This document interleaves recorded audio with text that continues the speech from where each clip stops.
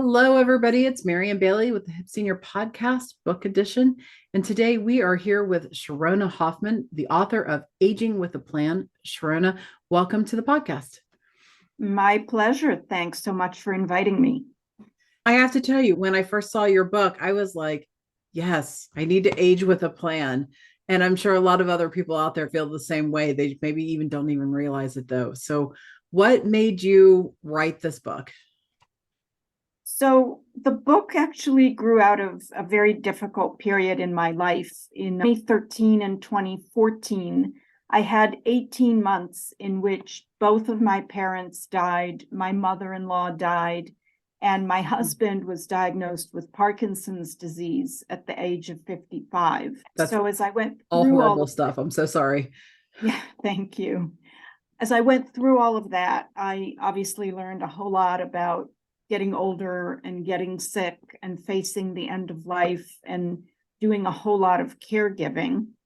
And the book just emerged from that as I was processing my experiences, as I was doing research, as I was trying to find answers for myself.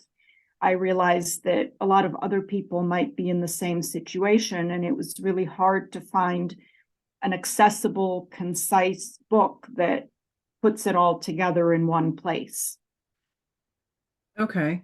So, how long did it take you to write it then? Because it sounds like it was a pretty fast writing of this book between all your research and everything else. How long? Probably maybe 6 months. Okay. So I did do a lot of research. The book also contains, it's part memoir, it contains a lot of personal anecdotes, and it contains a ton of practical advice. Every chapter ends with a checklist, in fact. So I have tried to make it as accessible and user-friendly as possible. When we're looking at readers for this, is it people that are in the midst of this, or people that are planning for retirement? Is it all the above? Who do you Yeah, hope goes and buys this book? it's really for everyone. It's certainly for people who are middle-aged, who are going to have to start facing caregiving needs of loved ones. It's people who should be thinking about their own preparedness. What documents do you need to have? How do you go about financial planning for retirement? You should be starting to think about that.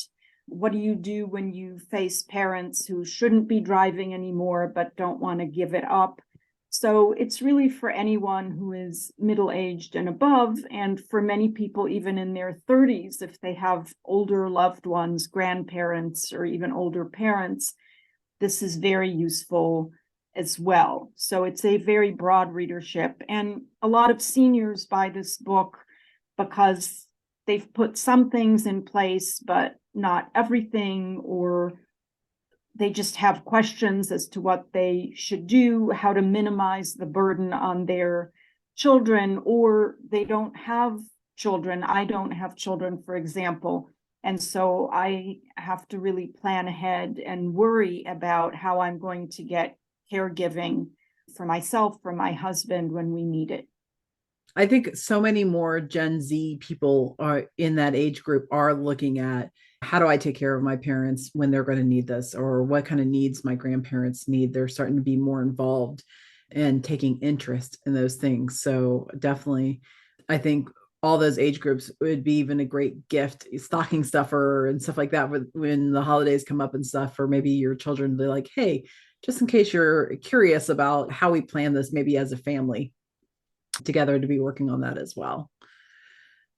It's definitely important for families to talk about it so that there are no surprises when things happen. And that's one of the things I encourage in the book, is to just build the courage to have those conversations, for parents to tell their children, look, there's some things we need to talk about so that you are prepared.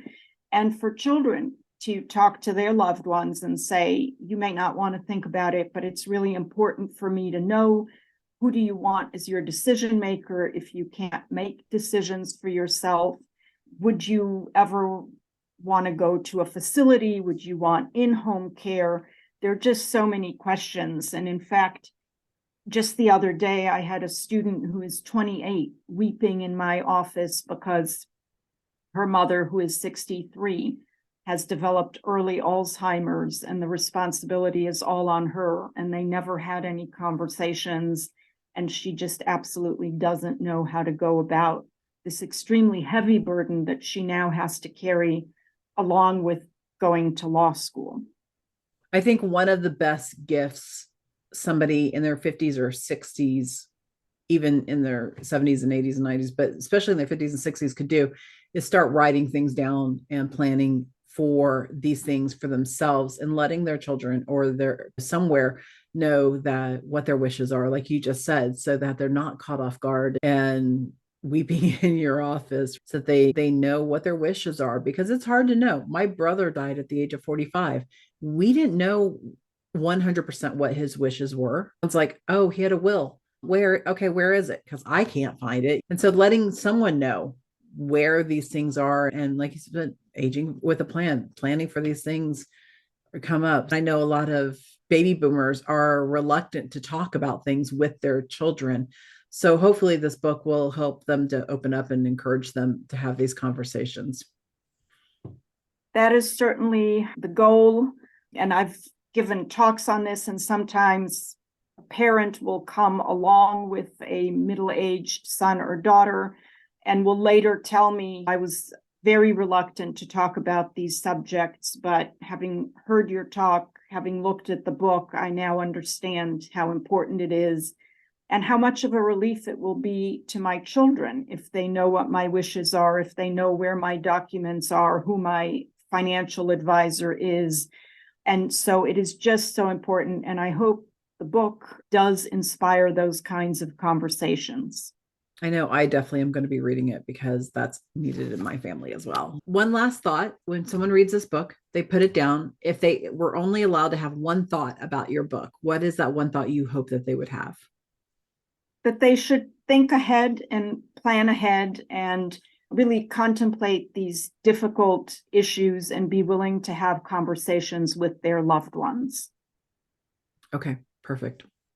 Sharona, thank you for being with us today. I definitely appreciate you telling us about your book, Aging with a Plan. My pleasure. Thanks for having me on your program. Thank you. Have a great day. You too.